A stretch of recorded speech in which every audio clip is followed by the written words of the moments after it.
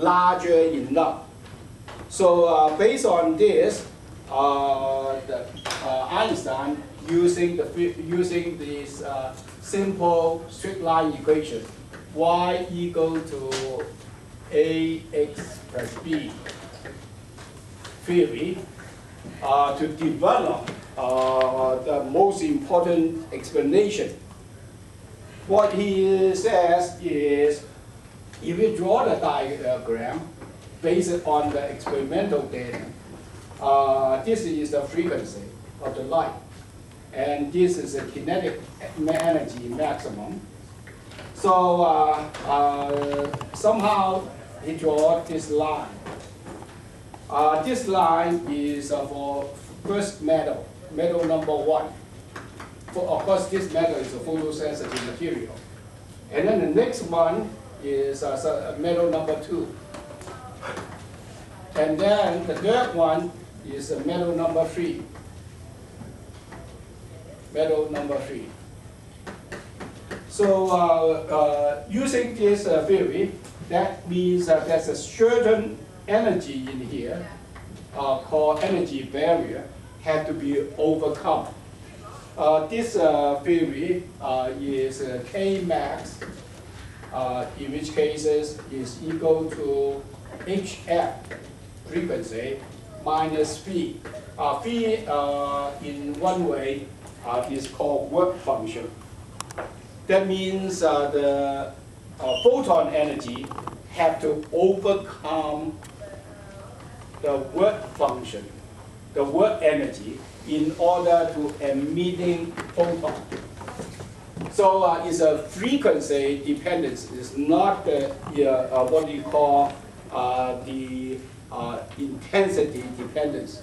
So Einstein, using this theory and using this algebra equation, predict this thing happen. So in the early stage again, he got the Nobel Prize. Ladies and gentlemen, so a lot of new invention doesn't take calculus, doesn't take integral calculus, just a simple algebra and trigonometry will do the job. This is one of it. Now, the other things we're talking about, that means wave travel, carry energy, in which case it depends on the frequency. The wave length of frequency becomes a energy carrier, in which cases the energy carrier is equal to h times f. So a wave can become a particle, behave as a particle. In that cases, we want to characteristic this. The wave have a wavelength, have a frequency, have a speed, in which case is c. And when it become particle-like, it has a certain function, in which cases we like to say energy. Energy is equal to h times f, and h is a Planck's constant. So that is determined the wave can behave as a particle. So the next thing is, how about particle? How about Wayman loop? Wayman loop can be a wave, and Alex's can be a wave. So if a particle, can particle become a wave? Yes, there can be a wave. Then you know how to classify this. The particle has a velocity, have a mass, have a velocity. How about in here, the wave feature? The wave feature is, wave feature must have a wavelength. So how you, from the particle, converting to wave? So they do some experiment. In that cases, they do the experiment. by one American scientist called Compton. Compton do a famous experiment. In that case, both prove that the wave can be particle and particle can be wave. So how he did it, he sent out the X-ray. The X-ray is travel as a wave. It becomes a wavelength dependent. So now the wave X-ray hitting electron. So now, so the 28.3 is called Compton effect. Of course, this guy is getting Nobel Prize as well.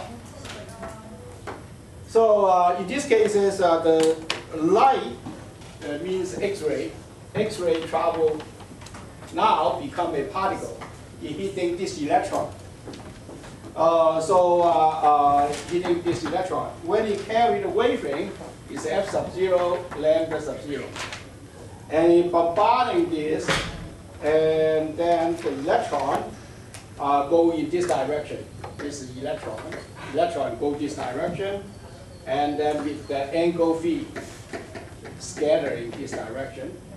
And then this guy, in which cases the X-ray is travel in this direction. So that's F pi and lambda pi. And he goes through the derivation. What happened with the lambda pi? He developed this based on the experiment data. So lambda pi equal to lambda pi minus lambda sub 0 equal to h divided by m e c 1 minus cosine theta. Okay, so and then lambda c is equal to h divided by MEC. That is the result. So it proved that the wave nature of X-ray can be behave as a particle, and when it in collision, it doesn't have this effect. In this particular section talking about this, we like you to do the example 28.4. Look at the example 28.